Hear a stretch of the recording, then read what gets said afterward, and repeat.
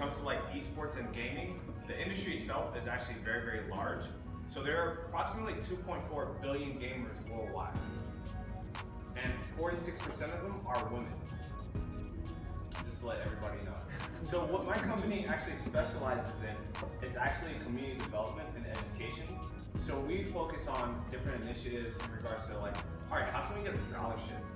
How can someone be interested in gaming, but maybe they're not the best gamer in the world? What are the different career opportunities that are available to kids who are interested in video games, but they're not the best gamer? Let's say, for instance, you have someone that's very interested in writing.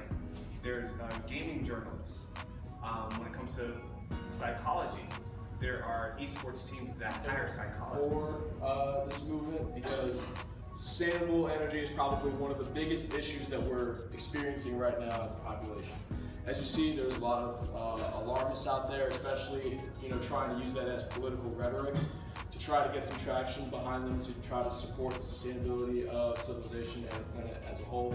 So you have some schools such as MIT, Cambridge, Oxford, all doing, making some, producing some media